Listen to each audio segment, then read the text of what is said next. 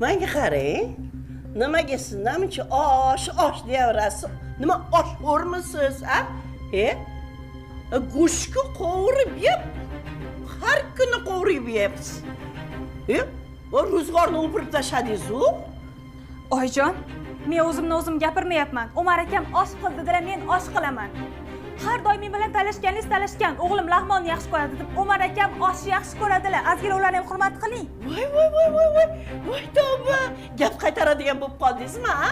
Qachon qarasam Umar akam. O'sha Umar akangiz-chi, bundan keyin Umar aka demang. O'g'lingiz deb gapiring.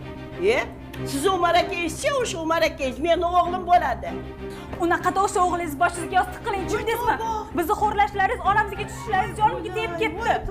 Voy o'lik ahvolim. Hey, nima bo'lyapti? Nima bo'lyapti? Ha? Nima bo'lyapti? Dadajon, men boshqa chidolmayman. Oyjon, men kelgan kunimdan beri menga dushman ko'zida qaraydilar. Qizim, sizga umuman siqilish mumkin emas. Men aybim o'g'lingizga turmushga chiqqanimmi? Voy o'lik, kelin boshi unaqa artistlik qilyapti-da kelingiz. Tavba qildim. O'shira ovozingni. Ko'rmayapsanmi? Ertaga ko'z yoringdan turibdi. Voy dadajonisi, menga qarang, bitta bularmi homilador, hamma ham homilador bo'ladi-yu. Qarang-da, qachon qarasa Umar akam deyveradi. Bundoq o'ylab qarang, o'sha bularni nima, shaxsiy mulkimi meni o'g'lim?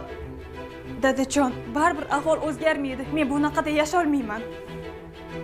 To'xtang. Ko'rmayapsanmi? Kelini ketyapti axir. Ketsa ketar. To'xtang kelin. To'xtang, men tushuntiraman. To'xtang. Gaplash. Boridan yo'g'i bunaqa kelinni.